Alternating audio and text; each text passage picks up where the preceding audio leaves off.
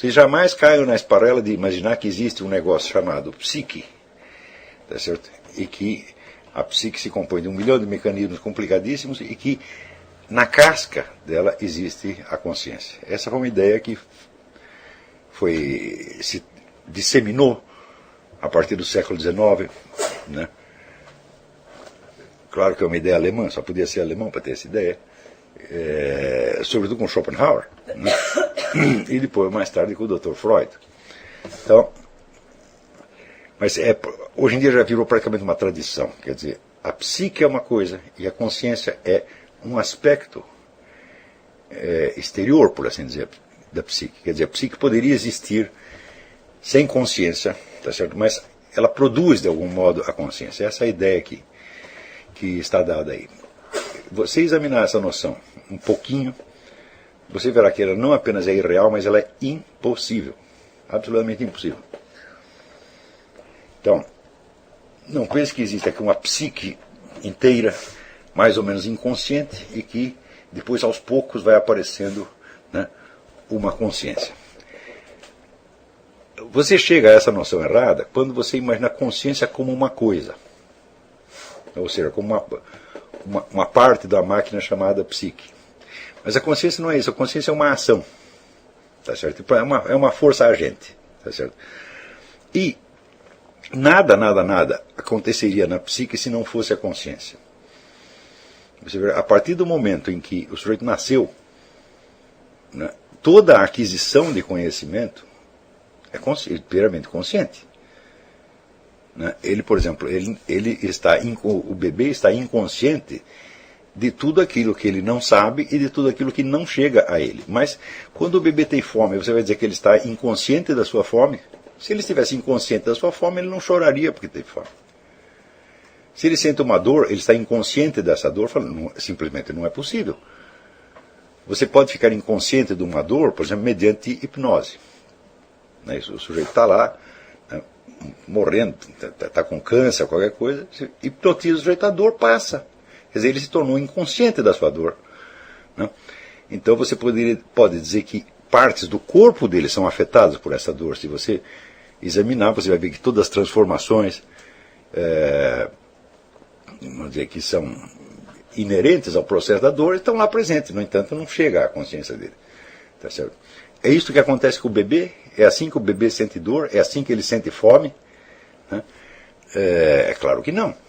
Então, quer dizer, o que está operando ali é a consciência desde o primeiro momento. Então ele está tomando consciência dos objetos em torno, está tomando consciência do seu próprio corpo, está tomando consciência do quê? Da presença do ser. Não é isso?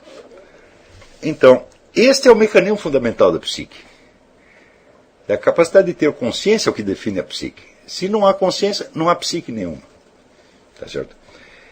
Isso quer dizer que todos os mecanismos que nós chamamos de inconscientes, por exemplo, aqueles que aparecem, né, nos sonhos analisados pelo Dr. Freud, veja o seguinte: se esses mecanismos são inconscientes, são inconscientes em si mesmos, como seria possível tomar consciência deles?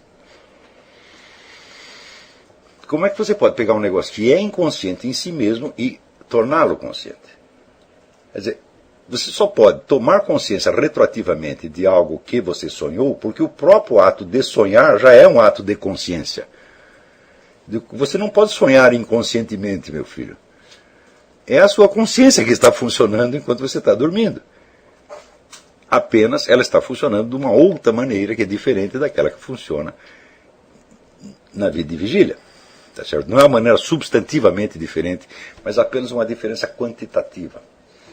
Nós podemos dizer que a consciência que você tem na vigília, ela é mais concentrada, tá certo? Em função de certos objetivos. Quer dizer, você está prestando atenção, por exemplo, nas suas tarefas, ou na aula que você está assistindo, ou no trânsito, quando você está dirigindo, você tem que prestar atenção no seu carro e nos outros, etc. Quer dizer, você está ocupado. Tá certo? Ocupado significa que você está concentrado em certas coisas. A consciência do sono é apenas uma consciência dispersa. Quer dizer, ela está aberta para qualquer estímulo que chegue. Esses estímulos podem vir, por exemplo, do meio ambiente. Um ruído, uma mudança de temperatura, tá certo? A simples... esse negócio paralisou aí, ó. É só ali? Bom, parece que normalizou a coisa, então vamos continuar. Então, o que eu estava tentando dizer é o seguinte: para você compreender exatamente a natureza de um aprendizado prático e você poder tirar o proveito que ele espera, a primeira coisa que você tem que fazer é se livrar da noção corrente de que existe aqui um negócio chamado inconsciente e em cima dele um outro negócio chamado consciente. Sobretudo, você tem que eliminar a noção de que existe uma psique inconsciente e de que o consciente é apenas uma superfície, né? É uma epiderme que se forma aos poucos, né? Como se toda a sua vida, desde que você nasce, fosse inconsciente. Então pergunto eu, a partir do instante em que a criança nasce, é possível que, se os estímulos que ela recebe do meio ambiente, do seu próprio corpo, não são conscientes, são o quê? Quer dizer, a criança sente fome inconscientemente, ela sente dor inconscientemente, sente sono inconscientemente. Isso simplesmente não é possível. Quer dizer, o próprio impulso que ela tem de se mover, tá certo? E tomando posse do seu corpo é também inconsciente, quer dizer, ela sai engatinhando inconscientemente. Tudo isso, evidentemente, é um absurdo total. É que o pessoal confunde a noção de consciência com a noção de ego. Então, praticamente toda a atividade cognitiva humana é toda consciente.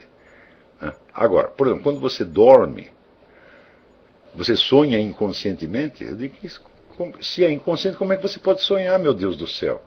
É uma coisa inteiramente absurda. Quer dizer, é claro que é a sua consciência que está funcionando ali. Ela está funcionando numa outra modalidade, que é diferente da modalidade de vigília, porque na vigília as atividades são em geral concentradas em alguns pontos que são do seu interesse. Claro que mesmo aí você tem uma certa amplitude, você pode estar fazendo uma coisa aqui e pensando em outra, tá certo? Quer dizer, você divide a sua consciência, mas de qualquer modo, a diferença fundamental da consciência de vigília é a sua concentração maior em determinados pontos de interesse, tá certo? Ao passo que durante o sono você não está fazendo nada, você não está agindo, tá certo? Então, justamente aí, quando você não está agindo, a sua consciência está livre. E ela pode, vou dizer, se conectar a qualquer estímulo que receba ou do seu próprio corpo. Por exemplo, quando você muda de posição, seu corpo está numa posição incômoda, você muda, ou você tem, vamos dizer, uma má digestão, ou uma boa digestão, tá certo? Durante a noite. Quando você tem, por exemplo, você deita de mau jeito e cria uma dificuldade de respirar, tudo isso afeta, tudo isso manda sinais para a sua consciência, ela pega tudo isso e pega também estímulos do ambiente, mudança de temperatura, né, ruídos, cheiros que vêm do meio ambiente, tudo isso é captado aleatoriamente pela sua consciência e provoca, vamos dizer, isso se traduz como imagens, tá certo? Seria impossível que essas imagens viessem ordenadamente, porque elas são desordenadas pela sua própria origem. Se você, enquanto está acordado, você permitisse que a sua consciência captasse todos os sinais ao mesmo tempo, por exemplo, você está lendo um livro aqui, mas também está prestando atenção no mosquitinho que está voando, tá certo? Você está lembrando da conta que tem que pagar, né? Isso tem o cachorro latindo lá fora, você estava acompanhando o latido do cachorro, você não ia virar um caos, evidentemente, você não consegue conectar todas essas coisas, tá certo? Então, na vida de vigília, os nossos pensamentos podem se conectar uns aos outros, podem se encadear uns aos outros, graças à seleção da atenção. Quer dizer, você escolhe prestar atenção em determinadas coisas e recusar a atenção a outras. Quer dizer, essa capacidade de focar a atenção é o que caracteriza a vida de vigília. Ao passo que, durante o sono, você tem focos múltiplos. Como são focos múltiplos? Tá certo? Múltiplos e simultâneos. Então, é claro que todos os dados que você recebe, eles aparecem na sua mente de maneira caótica. Por quê? Porque eles são caóticos, eles não têm nada a ver uma coisa com outra. A única coisa que todos esses dados têm em comum é que eles fazem parte da realidade. tá certo? Mas aí são tantos planos e tantos níveis e tantas direções diferentes de realidade ao mesmo tempo que você não poderia jamais coerir esses dados, tá certo? No entanto, a própria atividade da imaginação organiza um pouco já essas coisas. Como é que ela organiza? Vamos dizer, associando uma imagem com outra imagem, simplesmente encadeando imagens. Tá certo? Quer dizer, essas mudanças absurdas que acontecem no sonho, por exemplo, que você está num lugar e de repente você aparece em outro, tá certo? Reflete simplesmente esse caráter, vamos dizer, caótico dos estímulos recebidos, estímulos corporais recebidos. Tá certo? E através da imaginação, você cria uma ligação mais ou menos arbitrária entre uma coisa e outra. Por exemplo, você estava no sonho, você estava num lugar, de repente você aparece no outro. Eu digo, bom, por que isto aparece unido para você? Porque você diz que é o mesmo sonho. Então é como se fosse uma história para você. Quer dizer, você colocou uma ordem temporal. Entendeu? Quer dizer, a sequência em que as imagens apareceram, né, torna-se para você uma espécie de encadeamento. Quando as pessoas contam sonhos, eu sempre acho muito engraçado, porque acontece uma coisa, depois acontece outra que não tem nada a ver com aquela, depois outra, depois outra, depois outra, e elas contam aquilo como se fosse uma narrativa. Eu digo, mas aí não tem narrativa nenhuma, meu filho, tem coisas separadas que aconteceram. Né? Quer dizer, você está captando sinais, tá certo? E esses sinais se expressam para você mesmo, tá certo? Sob a forma de imagens, mas não quer dizer que haja alguma relação entre elas. É por isso que, em geral, vamos dizer, a interpretação de sonhos dá errado, porque mistura coisas completamente diferentes. Por exemplo, naquilo que você chama um mesmo sonho, tá certo? Pode aparecer, por exemplo, a expressão de um desejo que você tem, um desejo, vamos dizer, longamente, um desejo antigo que está esquecido, alguma coisa que você queria, que você não conseguiu da vida, pode aparecer, tá certo? Mas ao mesmo tempo pode haver, digamos, sei lá, o ar-condicionado quebrou e você está sentindo calor. E aparece então as duas coisas, ou juntas ou separadas no sonho, ou simultâneas ou em sucessão. E você quer interpretar tudo isso. O sonho não pode ter uma interpretação. O sonho tem milhões de interpretações. Porque reflete milhões de coisas completamente diferentes. Quer dizer, essa interpretação de sonho do Dr. Freud, isso é uma empulhação da primeira à última linha. Tá certo? Talvez o pior livro que ele escreveu foi a interpretação de sonho. Tá certo? Por quê? Porque ele acredita que todos os sonhos têm uma clave interpretativa unívoca. Isso é de uma estupidez monstruosa. Quer dizer, por exemplo, eu estou lá sonhando e quebrou o ar-condicionado, eu começo a sentir calor, e vem uma agonia, uma coisa assim, e ele diz que eu estou agoniado porque papai não deixou eu transar com a mamãe. Isso é infantil, é pueril. Tá certo? Quer dizer, a nossa imaginação, a primeira coisa que ela reflete é o estado imediato do seu corpo. Tá certo? Tanto, vamos dizer, naquilo que ele sente do ambiente ou das transformações internas, quanto naquilo que ele deseja, que expressando, portanto, as necessidades dele. Quer dizer, o que aparece no sonho é eminentemente alterações e aspirações que expressam necessidades do seu corpo. A fome, por exemplo. Se você foi dormir com fome, né? Você pode sonhar coisas horríveis só por causa disso. Né? Você faça uma experiência, você pega um sujeito que está dormindo e você vai lá, aperta o dedão do pé dele. Né? Primeiro suavemente para não acordar o cara, mas vai apertando. Quando ele acordar, você pergunta se ele teve um pesadelo. Eu falei, ele teve. Agora, vocês imaginem, por exemplo, ondas eletromagnéticas. Umas aulas atrás eu estava justamente lembrando a vocês, onde eu estava falando da necessidade de uma alimentação a mais, de suplementos alimentares, por causa das ondas eletromagnéticas que atravessam a nossa atmosfera em quantidade cada vez maior. Não é isso? Você imagina quantos computadores tem ligado aqui em volta, computador, telefone, televisão, sem contar outros aparelhos de maior dimensão que podem estar funcionando por aí. Então, tudo isso são ondas eletromagnéticas. E, curiosamente, agora mesmo eu estava lendo na revista Newsmax, os caras descobriram que tem pessoas que passam mal, têm dor de cabeça, têm enjoo, pelo simples fato de estar perto do antena de Wi-Fi. Você não sabe o que ele está sentindo. Né? Agora, você imagina se o sujeito dormir, tá certo? Sob a influência de uma antena dessa. Isto vai determinar praticamente metade do sonho dele. E daí você vai interpretar aquilo de acordo com uma clave psicológica.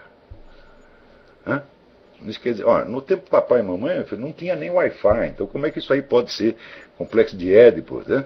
Então, é claro, primeiro, é claro que as mudanças do ambiente físico externo e interno são a causa prioritária dos sonhos. Essa é a primeira. Né? A primeira coisa com a qual você sonha é aquilo que o seu corpo está sentindo. Então, claro que você pode sonhar com outras coisas também mais sutis e mais remotas, tá certo? Mas só se você tiver um sono que não seja perturbado por essas alterações corporais internas e externas. Né? Então, o que é tudo isso que se passa no sonho? Tudo isso chama-se consciência. Tudo isso são atos de consciência. Agora, se você depois os esquece, ou se aquilo lhe parece estranho, tá certo? É por um motivo muito simples. O sonho em si mesmo ele não precisa ser explicado. Ele é uma simples percepção que está, vamos dizer, sendo traduzida imaginariamente. Né? Ele já é uma forma de compreensão. Quer dizer, é uma atividade consciente, incipiente, caótica, aleatória, mas ele é o começo da compreensão. Então isso quer dizer que aquilo que você sonhou hoje, tá certo? Se aquelas coisas continuarem acontecendo, você tomará consciência clara delas, consciência de vigília delas mais tarde. Então, você precisa deixar, vamos dizer, que esta consciência incipiente faça o seu trabalho, cresça e adquira formas de expressão mais estáveis para que você possa reconhecê-los com a sua consciência de vigília. Tá certo? Mas a consciência do jeito que está adormecido, o que é? Consciência é consciência, meu filho. Quer dizer, mesmo que seja, vamos dizer, por exemplo, o sujeito pode ter consciência de que o calo dele está doendo. E ele pode ter consciência de que, por exemplo, inúmeros fatores produziram a Revolução Francesa. Uma coisa dessa não é mais consciência do que a outra. São dois atos de consciência apenas. Vamos dizer, apenas o assunto, o objeto, né, é mais complexo, requer mais tempo, etc, etc. Para você perceber a dor no calo, é uma coisa instantânea. Não é isso? As coisas que você percebe no sonho também são todas instantâneas. Instantâneas e estão em constante fluxo. Por quê? Porque o corpo continua funcionando. O cérebro continua funcionando. O ambiente externo continua existindo. E tudo isso é aquela massa de estímulos que você está recebendo o tempo todo. Você não pode guardar tudo aquilo na memória. Porque, vamos dizer, a maior parte são informações inúteis, né? Inúteis para as suas finalidades de vigília. Pode ser que no sonho você receba informação importante de algo que você percebeu, por exemplo, aquele exemplo do pneu que eu dei aulas atrás. Pode ser uma informação importante, mas ela é importante objetivamente, não é importante subjetivamente. Ou seja, não é você que está dando importância para ela. Ela pode ser muito importante em si mesma, mas você não prestou atenção suficiente, tempo suficiente. Né? Então, isso quer dizer que esse material que aparece no sonho, não só no sonho, mas nos devaneios durante o dia, todo este material é absolutamente precioso para você, porque é daí que vão sair as formas mais elaboradas e mais estáveis de consciência. Nós podemos comparar, vamos dizer, essa atividade onírica vamos dizer, há um rio que está fluindo. A comparação não é muito exata, mas só para dar a ideia de movimento. O rio está fluindo e nesse rio se formam algumas cristalizações. Essas cristalizações são as ideias que você tem durante a vigília. O material é o mesmo e a natureza da atividade é a mesma.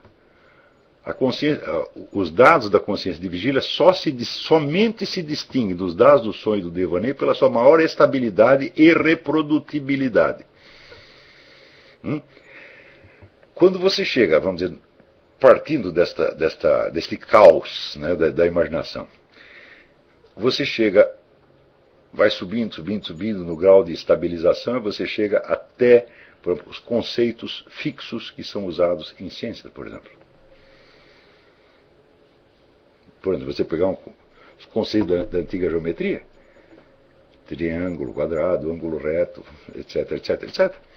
Quer dizer, essas coisas têm um significado unívoco e estável para toda a humanidade que tomou consciência delas. Está compreendendo? Então, a única diferença do material onírico para a chamada consciência de vigília é a sua estabilidade.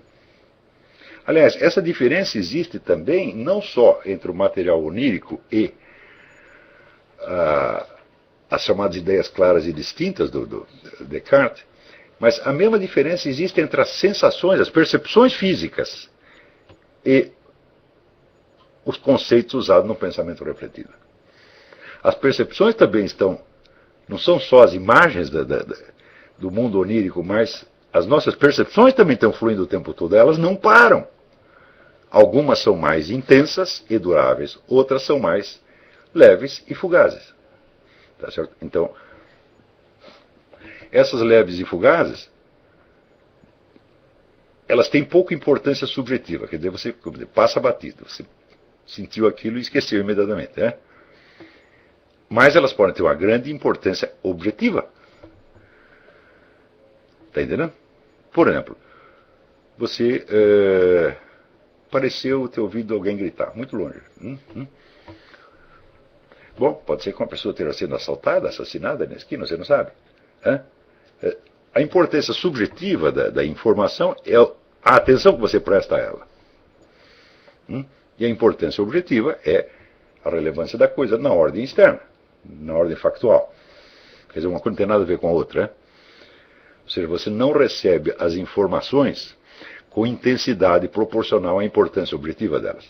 Isso seria absolutamente impossível. Só Deus recebe a informação desta maneira. Aquilo que é realmente importante, né? Deus presta mais atenção. Nós não.